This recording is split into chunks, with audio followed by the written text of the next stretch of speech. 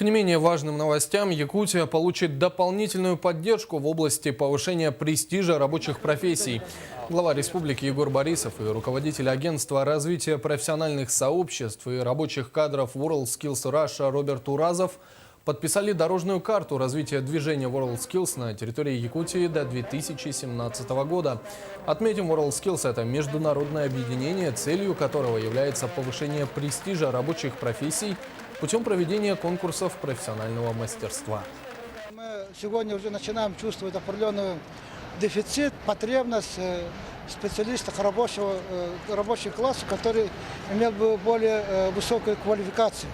Потому что производства стали высокотехнологичными, производства стали требовать более рыночного подхода, то есть производительного труда, качественного производства. В связи с этим нам необходимо получать уже кадры молодые, более высокими квалификациями. Системой профобразования системно и так плотно государство не занималось очень давно, более 20 лет.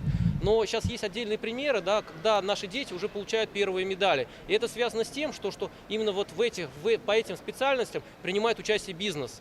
И это вот хороший пример, вот хорошее подтверждение тому, что без бизнеса, без промышленности, без реального сектора учить бесполезно.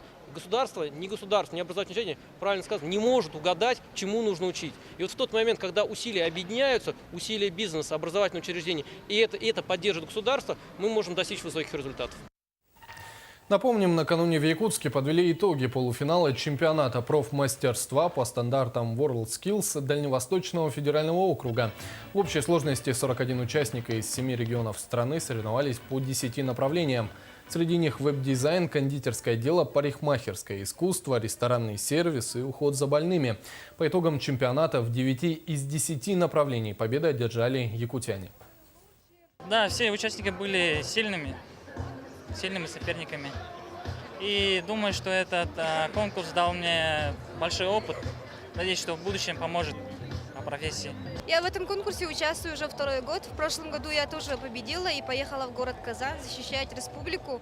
И получила из 18 кондитеров 8-е место. Вот в этом году я, получается, уже второй год еду в Казань и надеюсь на победу.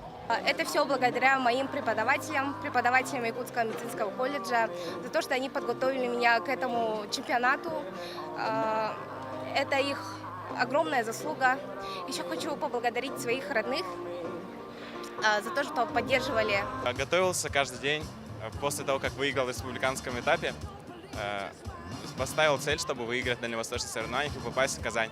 Но сейчас уже у меня новая цель – выиграть в Казани и попасть на международные игры, соревнования. Победители войдут в команду Дальнего Востока и поедут на финал национального чемпионата в Казань. В последующем победители всероссийского турнира смогут поехать на международный финал в Бразилию.